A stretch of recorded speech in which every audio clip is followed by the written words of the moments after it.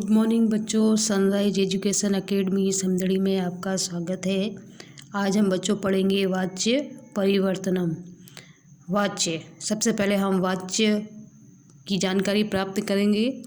वाच्य से अर्थ है कि किसी भी वाक्य को हम सही ढंग से कहने के तरीके को हम वाच्य कहते हैं। संस्कृत में वाच्य जो हैं वे 3 प्रकार के होते हैं। पहला है कृतवाच्य, दूसरा है कर्मवाच्य और तीसरा है भाववाच्य। तो क्रिया के द्वारा कहा गया कथन का प्रकार वाच्य होता है। कर्ता, कर्म या भाव में से किसी एक को क्रिया द्वारा कहा जाता है। अर्थात कहने का मतलब ये है कि जो भी वाक्य होता है उसके अंदर जो क्रिया होती है उसके द्वारा जो वाक्य है कहा जाता है, वो वाक्य जो है कर्ता के आधार पर भी कहा जा सकता है, कर्म के आधार पर भी कहा जा सकता है और भाव के आधार पर भी कहा जा सकता है। इसलिए क्रिया कृतवाच्य, कर्मवाच्य अथवा भाववाच्य होती है। जैसे कि यहाँ लिखा हुआ है पठती, जिसका अर्थ होता है पढ़ता है। ऐसा कहे जाने पर प्रश्न उत्पन्न होता है कि कह पढ़ती। कहने का मतलब है किसी ने कहा है पढ़ती यानी पढ़ता है, तो प्रश्न क्या उठेगा कि कह पढ़ती, अर्थात कौन पढ़ता है। इसके उत्तर में कहा जाता है को अपि पठन करता पठती, मतलब कोई पढ़ने वाला कर्ता पढ़ता है, यानी कि कर्ता कौन है इसमें। तो इस प्रकार क्रिया के द्वारा कर्ता को सूचित किया जाता है, यानी कि क्रिया के द्वारा किसे सूचित किया जाएगा, कर्ता को सूचित किया जाएगा। अतः पठती जो है वह कृतवाच्य का वाक्य कहलाएगा। इसके बाद में दूसरी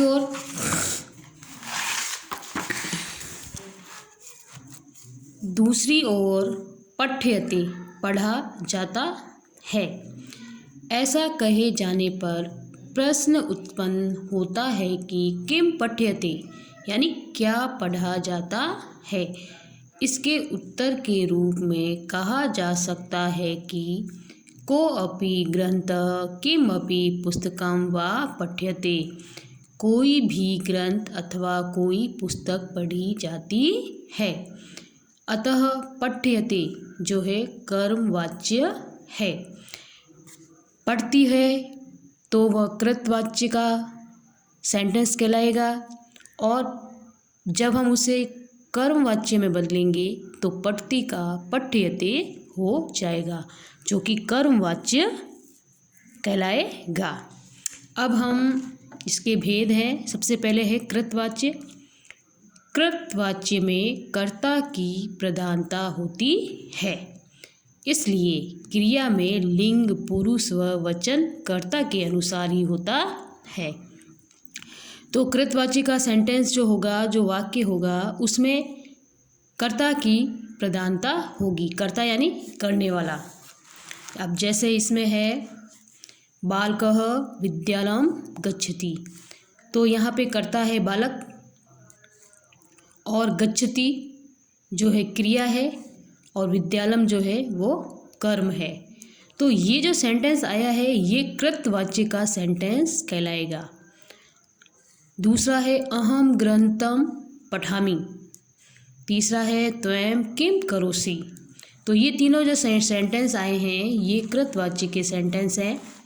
इसी प्रकार से दूसरा है कर्मवाच्य, यानी कि इसमें कर्म की प्रधानता होती है। अतः क्रिया में लिंग, पुरुष व वचन कर्म के अनुसार होता है। कृतवाच्य का कर्ता कर्मवाच्य में तृतीय विभक्ति में होता है। अब जैसे हमने ये सेंटेंस लिया था कृतवाच्य में, जो ये सेंटेंस था इसमें जो कर्ता था बालकः, इसे जब हम कर्मवाच्य में चेंज करेंगे तो हमें इसकी तृतीय विभक्ति लिखनी पड़ेगी, यानी कि बालकः की तृतीय विभक्ति हो जाएगी बालकेन। जब हम इसको कर्मवाच्य में चेंज करेंगे तृतीय विभक्ति का प्रयोग होगा और कर्म प्रथमा विभक्ति में होता है। अब इसका ये कर्म जो है विद्यालम, कर्ता कृतवाच्य में तो ये द्वितीय विभक्ति है विद्यालम, लेकिन जब हम इसको कर्मवाच्य में चेंज करेंगे तो ये जो कर्म है ये प्रथमा विभक्ति में आ जाएगा। इसी तरीके से यहाँ सभी धातुएं आत्मनेय पद में होती हैं और ये जितनी भी धातुएं होती हैं ये सारी आत्मनेय पदी धातुएं होती हैं और बीच में य जुड़ता है।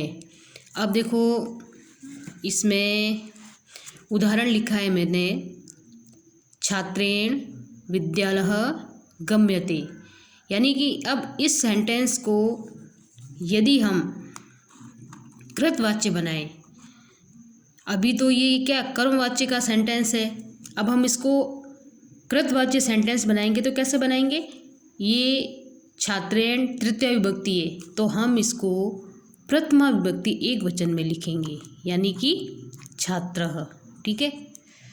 फिर विद्यालयः ये प्रथमा विभक्ति है, कृतवाच्य में बदलेंगे तो ये द्वितीय विभक्ति आ जाएगी, यहाँ पे विद्यालम हो जाएगा इसका, विद्यालम।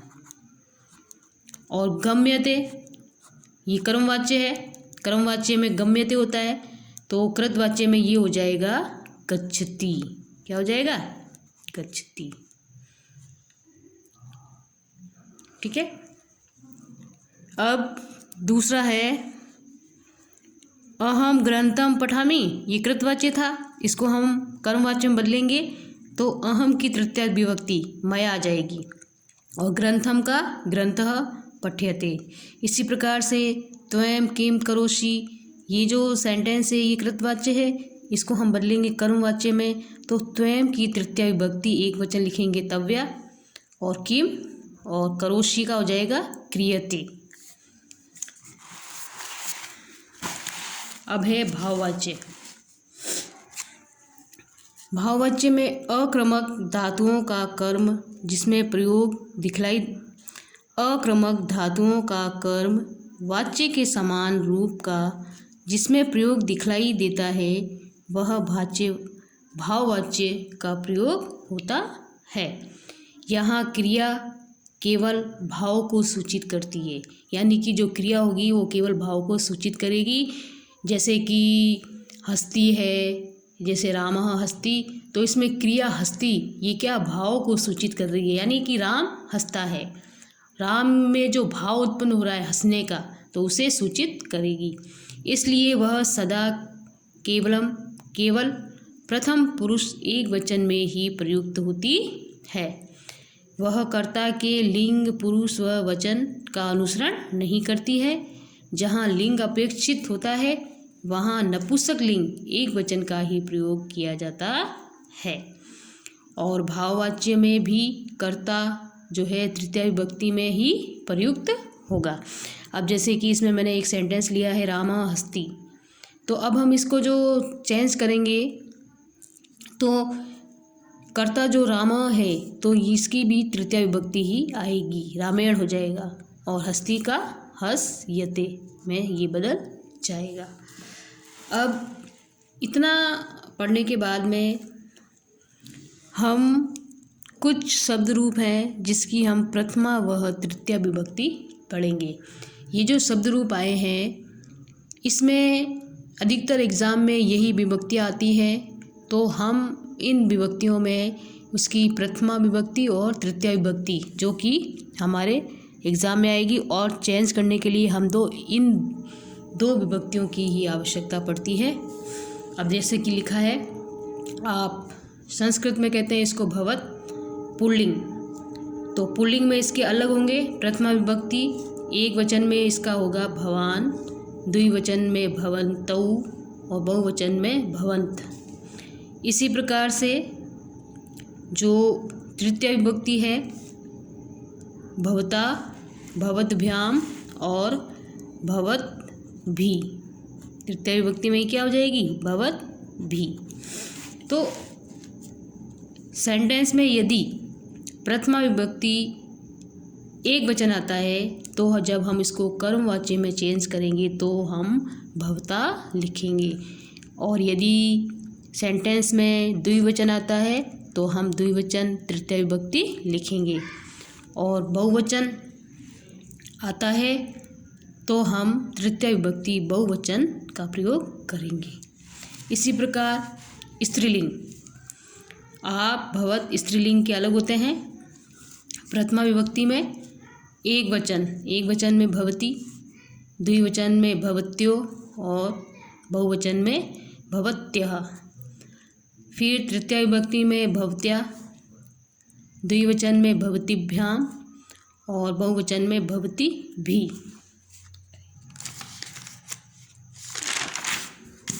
इसके बाद में और भी हैं, जैसे कि तत् यानी होता है वह। पुल्लिंग में प्रथमा विभक्ति स तौ ते, एक वचन द्विवचन और बहुवचन। तृतीय विभक्ति में जब चेंज करेंगे तो स की जगह पे तेन आएगा, तौ की जगह पे ताभ्याम और ते की जगह पे तई। तत् वह स्त्रीलिंग में अलग होंगे। प्रथमा विभक्ति में सा ते तः। तृतीय विभक्ति जब हम इसको चेंज करेंगे तो सा की जगह पे तया आएगा, ते होगा तो ताभ्याम आएगा और तहा होगा तो ताभ्भी आएगा। युष्मद् यानी तुम, प्रथमा विभक्ति एक वचन में त्वयं, द्विवचन में युवाम और बहुवचन में यूयम। तृतीय विभक्ति जब चेंज करेंगे तो त्वयं होगा तो तव्या हो जाएगा, युवाम होगा तो युवाभ्याम हो जाएगा और यूयम होगा तो युष्मा भी हो जाएगा। इसी तरह से अस्मद् यानी मैं, प्रथमा विभक्ति अहम, आवाम और वयम, एक वचन द्विवचन और बहुवचन। तृतीय विभक्ति अहम होगा तो मया हो जाएगा, आवाम होगा तो आवाभ्याम हो जाएगा, वयम होगा तो अस्मा भी हो जाएगा। इसी तरह से एष यानी यह, पुल्लिंग। प्रथमा विभक्ति एक वचन में एसह, एतौ और एते। तृतीय विभक्ति एतेन, अगर एसह है तो एतेन हो जाएगा, एतौ है तो एताभ्याम हो जाएगा, एते है तो एतई हो जाएगा। इसी प्रकार से एषा यह स्त्रीलिंग के लिए आता है। ये प्रथमा विभक्ति एषा, एते और एतः। तृतीय विभक्ति में एतया, एताभ्याम और एताभ्ही। तो ये जो शब्द रूप हैं प्रथमा और तृतीय विभक्ति, ये आपको याद रखने हैं। अगर आपको याद होंगे तो आपको कृतवाच्य से क्रमवाच्य में बदलने में कोई परेशानी नहीं होगी। अब अयम, पुल्लिंग। प्रथमा विभक्ति अयम, ईमो और ईमे। तृतीय विभक्ति अनेन, आभ्याम और एभी। ये एक वचन है, द्विवचन और बहुवचन। यम आता है स्त्रीलिंग के लिए। प्रथमा विभक्ति इयम, ईमे, ईमहा। तृतीय विभक्ति में अन्या, आभ्याम और आभ्भी। यम है, अगर यम आता है तो अन्या हो जाएगा, ईमे आता है तो आभ्याम हो जाएगा, ईमहा आता है तो अभी हो जाएगा। वैसे तो अधिकतर जो है प्रथमा विभक्ति एक वचन ही आता है, लेकिन फिर भी आपको ये याद करने हैं। अब इसमें हम कुछ धातुएं हैं जिसके प्रथम पुरुष में है दिए हुए हैं लट लकार में। ये धातुएं जब चेंज होगी, जब कृतवाच्य की क्रिया को हम कर्मवाच्य की क्रिया में चेंज करेंगे, तब ये जो है ये वाली धातुएं आएगी। जैसे बुद्ध धातु है, बुद्ध्यते, बुद्धएते और बुद्धयन्ते। गम है, गम में मान लो अगर गच्छति आता है तो आप गम्यते, गम्येते और गम्यन्ते। एक वचन है तो एक वचन का क्रिया लिखनी पड़ेगी। क्र, क्रियते, क्रियते, क्रियन्ते। लब, लभ्यते, लभ्येते और लभ्यन्ते। दा, दीयते, दीयेते और दीयन्ते। पा, पियते, पियेते, पियन्ते। गेगा यानी गाना। गीयते, गीयेते और गीयन्ते। नी यानी ले जाना। नियते, नियते और नियंते। श्रु सुनना, श्रूयते श्रूयेते श्रूयन्ते। स्मरः याद करना, स्मर्यन्ते स्मर्येते और स्मर्यन्ते। भू भूयते भूयेते और भूयन्ते। स्था यानी बैठना, स्तीयते स्तीयेते और स्तीयन्ते। आस आस्यते आस्येते और आस्यन्ते। हस हस्यते हस्येते हस्यन्ते। शीर यानी सोना, सप्यते सप्येते और शययन्ते। तो ये जो है आपको ये धातुएं भी लिखनी है और याद भी करनी है। इसके अलावा भी आपके गाइड में दी हुई होंगी तो आपको उनको भी याद करनी है। जो भी अन्य महत्वपूर्ण जो प्रश्न हैं उनमें जो ये सेंटेंस होते हैं वो सारे आपको पढ़ने होंगे। अब इसमें जो है ध्यान देने योग्य मुख्य बातें जो हैं वो आपको याद रखनी है। ये मैंने पहले भी बता दिया है। संस्कृत भाषा में 3 वाच्य होते हैं, कृतवाच्य, कर्मवाच्य तथा भाववाच्य। कृतवाच्य में क्रिया कर्ता के अनुसार होती है, ठीक है ना। फिर है कर्मवाच्य, कर्मवाच्य में कर्म की प्रधानता होती है, अतः क्रिया कर्म के अनुसार होती है और कर्ता में तृतीया विभक्ति का प्रयोग होता है। भाववाच्य अकर्मक क्रियाओं के योग में होता है। अकर्मक क्रियाएं जैसे हंसना, खेलना, रोना, ये सारी जो क्रियाएं होती हैं ये अकर्मक क्रियाएं होती हैं। भाववाच्य में भाव की प्रधानता, क्रिया की प्रधानता होती है और कर्ता में भी तृतीया विभक्ति का ही प्रयोग होता है। यानी कि जब हम उसको चेंज करेंगे कृतवाच्य को तो क्रिया जो है, जो कर्ता जो है उसमें हम तृतीया विभक्ति का प्रयोग करेंगे। अब जैसे कुछ वाक्य जो हैं वो मैंने यहाँ पे लिखे हैं, ये जो है आपके बोर्ड एग्ज़ाम में भी ये आए हैं। अब जैसे कि त्वं पाठम लिखसी, ये सेंटेंस जो है कृतवाच्य का सेंटेंस है, ठीक है। अब हम जब इसको कर्मवाच्य में चेंज करेंगे तो त्वं जो कि प्रथमा विभक्ति एकवचन है तो ये तृतीया विभक्ति एकवचन में चेंज हो जाएगी, यानी कि तव्या। और पाठम जो कि द्वितीय विभक्ति है वो प्रथमा विभक्ति आ जाएगी, यानी पाठ। और लिखसी का क्या हो जाएगा, लिख्यते। जिस तरह से पठ्यते उस तरीके लिख्यते। इसी तरीके से अब यहाँ रामेण पुस्तकम पठ्यते। अब जो ये सेंटेंस आया है ये कर्मवाच्य का सेंटेंस है। अब हमको इसको जो है कृतवाच्य में चेंज करेंगे तो ये तृतीय विभक्ति है तो इसको प्रथमा विभक्ति में चेंज कर देंगे बस। रामः और पुस्तकम का पुस्तकम ही रहेगा, क्योंकि पुस्तकम क्या है, नपुंसकलिंग है, तो इसकी प्रथमा और द्वितीय विभक्ति जो होती है वो सेम ही होती है। और पठ्यते का पठती हो जाएगा, अर्थात उल्टा हो जाएगा, ठीक है ना। अब अहम ग्रामम गच्छामि, तो ये जो सेंटेंस है ये कृतवाच्य का सेंटेंस है। अब हम इसको क्रमवाच्य में चेंज करेंगे तो अहम का मया तृतीय विभक्ति आ जाएगी, ग्रामम का ग्रामः और गच्छामि का गम यते। इसी तरीके से सीताय पुस्तकम पठ्यते, तो ये सेंटेंस अब कौन सा है, क्रमवाच्य का, क्योंकि पठ्यते आया ना, पठ्यते से पता लग जाएगा कि क्रमवाच्य का सेंटेंस है। तो इसको हम कृतवाच्य में बदलेंगे तो सीताय तृतीय विभक्ति है तो प्रथमा विभक्ति क्या हो जाएगी, सीता। पुस्तकम का पुस्तकम रहेगा और पठ्यते का पठती हो जाएगा। सीता प्रथम पुरुष है तो प्रथम पुरुष की क्रिया आएगी, यदि यहाँ पे मध्यम पुरुष होता तो मध्यम पुरुष की क्रिया आएगी। इस बात का भी आपको ध्यान में रखना है।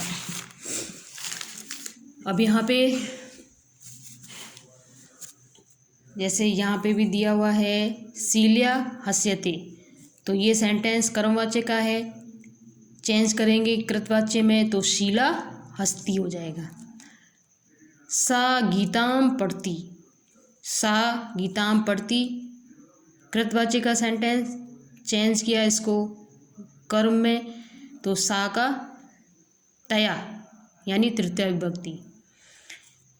गीताम का गीता, गीताम द्वितीय विभक्ति है और प्रथमा विभक्ति क्या हो जाएगी, गीता, और पढ़ती का पठ्यते। मया नाटकम दृश्यते, ये सेंटेंस क्या है? ये सेंटेंस कर्मवाच्य का है। अब इसको हम चेंज करेंगे कृतवाच्य में। तो मया का अहम, नाटकम का नाटकम रहेगा और दृश्यते का पश्यामि हो जाएगा। क्या हो जाएगा? पश्यामि। फिर त्वं कुत्र तिष्ठसि, ये कृतवाच्य का सेंटेंस क्रमवाच्य में बदला, तृतीय विभक्ति हो जाएगी तव्या, कुत्र का कुत्र, और तिष्ठसि। सी यहाँ पे क्यों आया है? क्योंकि ये मध्यम पुरुष की क्रिया है, इसलिए मध्यम पुरुष का करता है, इसलिए मध्यम पुरुष की क्रिया आएगी। ये आपको ध्यान में रखना है। तो इसका ये जो चेंज होगा ना, तब ये स्तीयते में चेंज होगा, ना कि तिष्ठीयते में। ठीक है। फिर तेन भोजनम पच्यते, तेन ये सेंटेंस है कर्मवाच्य का, चेंज करेंगे कृतवाच्य में। तो सह, तेन का सह, भोजनम का भोजनम, और पच्यते का पच्यति। पच्यति इसलिए आया है क्योंकि सह जो है प्रथम पुरुष का करता है, इसलिए पचति आया है। फिर बालकः हस्ति, तो बालकः हस्ति कृतवाच्य है, क्रमवाच्य में चेंज किया तो बालकेन हस्यते। रामेण ग्रामम गम्यते, ये कर्मवाच्य का सेंटेंस है, तो रामः ग्रामम गच्छति हो जाएगा। अहम वृक्षम पश्यामि, कृतवाच्य का सेंटेंस अहम मया में बदलेगा, वृक्षम वृक्षः, और पश्यामि दृश्यते, पश्यामि जो है वो दृश्यते में बदलेगा। फिर तेन पाठः पठ्यते, ये क्रमवाच्य है, इसको हम बदलेंगे कृतवाच्य में, तो सह पाठम पठति। बालेन नाटकम दृश्यते, क्रमवाच्य है, कृतवाच्य में बदलेंगे तो बालः नाटकम पश्यति हो जाएगा। तो ये जो सेंटेंस है ये सारे आपके जो है बोर्ड एग्ज़ाम में आए हुए हैं, तो इनको भी आपको जो है याद करना है। अगर आपको प्रथमा से तृतीया विभक्ति याद है और ये जो क्रियाएं हैं ये याद हैं, तो आप इसको जो है आसानी से कर सकते हैं। इसके बाद में और भी बहुत से सेंटेंस हैं,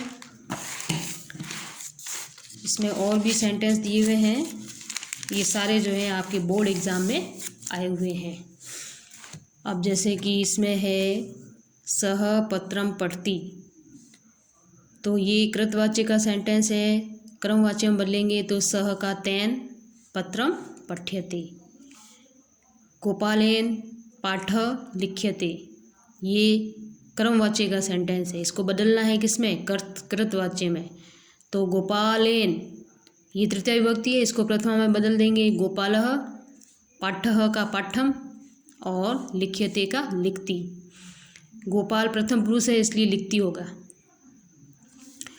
छात्रः गुरु गुरुः नमन्ति, ये कृतवाच्य का सेंटेंस है, क्रमवाच्य में चेंज करेंगे तो छात्रै तृतीय विभक्ति, और गुरुः नम्यते। स प्रश्नम पृच्छति, चेंज करेंगे तो तेन प्रश्नम पृच्छ्यते। कृष्णेन कंस दृश्यते, कृष्णेन दृश्यते से पता चल जाएगा कि ये जो है कर्मवाच्य का सेंटेंस है, कृतवाच्य में चेंज करेंगे तो प्रथमा विभक्ति आ जाएगी कृष्ण की, उल्टा हो जाएगा। एग्ज़ाम में दोनों तरीके से ये आपसे पूछा जा सकता है। कृतवाच्य का सेंटेंस आएगा तो कर्मवाच्य में इस तरह से चेंज करोगे, और कर्मवाच्य का सेंटेंस आएगा तो आपको ये इस तरीके से चेंज करना पड़ेगा। दोनों तरीके से आपसे पूछा जाएगा। त्वं कथम हससि, अब यहाँ पे हससि क्यों आया है? क्योंकि त्वं मध्यम पुरुष का करता है, इसलिए मध्यम पुरुष की क्रिया आएगी। चेंज करेंगे त्वं का तव्या, कथम का कथम रहेगा, और हससि जो है हस्यते में बदल जाएगा।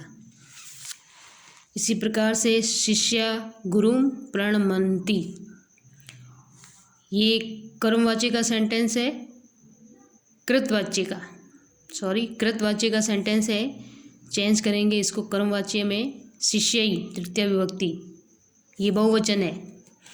शिष्या जो है ये बहुवचन है, प्रथमा प्रथमा विभक्ति बहुवचन है तो ये तृतीय विभक्ति बहुवचन में चेंज होगा। और गुरुम का गुरुः, प्रणमयन्ते, छात्र पुस्तकम गृह्णाति तो छात्रेण हो जाएगा, पुस्तकम गृह्यते। गोपालः अजाम ग्रामम नयति, कृतवाच्य का सेंटेंस है, कर्मवाच्य में चेंज करेंगे, गोपालेन अजा ग्रामम नयते। नृपेण दुष्टः हन्यते, कर्मवाच्य का सेंटेंस आया है। अब इसको चेंज किया है हमने कृतवाच्य में। नृपेण तृतीय विभक्ति है, हम प्रथमा विभक्ति में करेंगे इसको, नृपः दुष्टम हन्ति। मया लेखम लिख्यते तो ये कर्मवाच्य का सेंटेंस है, इसको चेंज करेंगे कृतवाच्य में। मया का अहम, लेखम का लेखम होगा और लिखामी, अहम है तो लिखामी आएगा इधर। स पुस्तकानि पढ़ती, अब देखो इसमें एक अलग ही बात आई है, सह तो तेन में बदल गया। अब इसमें जो कर्म है वो क्या है, बहुवचन में है। पुस्तकानि कर्म है जो बहुवचन में है, तो इसकी क्रिया भी जो है इसको चेंज करेंगे तो ये बहुवचन में चेंज हो जाएगी, यानी पठयन्ते हो जाएगा। क्या हो जाएगा इसका, पठयन्ते। यदि यहाँ पे पुस्तकें होता, मतलब कि पुस्तकें द्विवचन है तो द्विवचन की क्रिया यहाँ पे आती, पठ एते हो जाता। अगर यहाँ पे पुस्तकम होता, स पुस्तकम पढ़ती, तो यहाँ पे तेन पुस्तकम पठ्यते हो जाता। तो इस तरीके से जो है हमको इस बात का भी ध्यान में रखना है। प्रियंका लेखम लिखती, कृतवाच्य का सेंटेंस कर्मवाच्य में बदलेंगे, प्रियंकाय लेखः लिख्यते, तव्या गम्यते, त्वयं गच्छसि। अस्माभिः कार्यं क्रियते, अस्माभिः तृतीय विभक्ति बहुवचन है, अस्माभिः, इसको चेंज करेंगे तो प्रथमा विभक्ति बहुवचन का होगा ये, वयम कार्यम कुर्म। तो ये जो सेंटेंस था कर्मवाच्य का था और ये हमने इसको कृतवाच्य में चेंज किया है।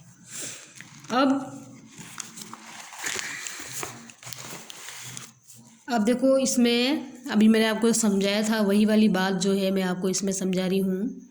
अहम कथाम पठामि, अब इसमें अहम जो है वो मया में बदल गया, कथाम जो कि द्वितीय विभक्ति है कथाम, तो ये प्रथमा विभक्ति में बदल गई कथा, और पठ्यते। अहम कथे पठामि, कथे द्विवचन है तो द्विवचन कर्म जब द्विवचन में होगा तो क्रिया भी यहाँ द्विवचन में बदलेगी, पठ एते हो जाएगा। पठ्यते एक वचन के लिए, पठ एते द्विवचन के लिए और पठयन्ते बहुवचन के लिए। अब इसमें भी अहम कथा पठामि तो मया कथा पठयन्ते। कथा ये बहुवचन है, कर्म क्या है बहुवचन है, तो क्रिया भी यहाँ पे बहुवचन की होगी। यहाँ पे जो कर्म था वो एक वचन में था कथाम, तो क्रिया भी एक वचन की आई, यहाँ द्विवचन में था तो द्विवचन की आई, और यहाँ बहुवचन में कर्म था तो क्रिया भी बहुवचन की आई। इस बात का भी आपको ध्यान में रखना है। तो ये जो है इसके अलावा भी और भी हैं, ये जो है सेंटेंस ये आपकी बुक में दिया है।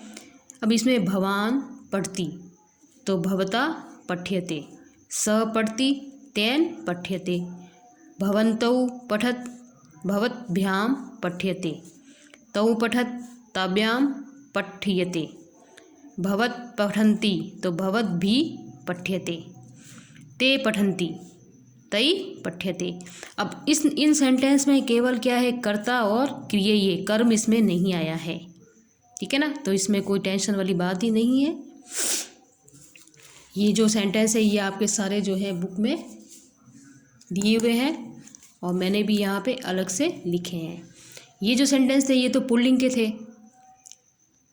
आप जो था मैंने आगे लिखवाए थे जो शब्द रूप प्रथमा और तृतीय विभक्ति आप और सह यानी वह।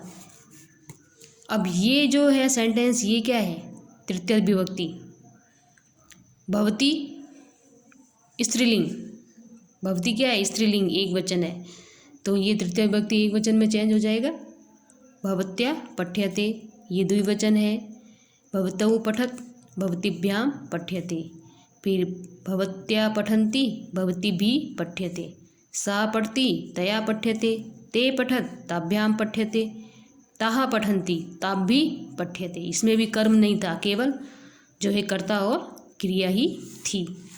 इसी तरीके से इसमें भी यही है। त्वयं पठसि तव्या पठ्यते। युवां पठत युवाभ्याम पठ्यते। यूयं पठत युष्माभिः पठ्यते। अहं पठामि मया पठ्यते। आवां पठा आवाभ्याम पठ्यते। वयं पठाम अस्माभिः पठ्यते।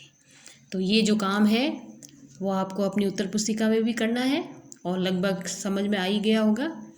और बाकी के सेंटेंस मैं आपको एक वीडियो और बना के भेजूँगी। ठीक है बच्चों, आज के लिए इतना ही बहुत है। ओके।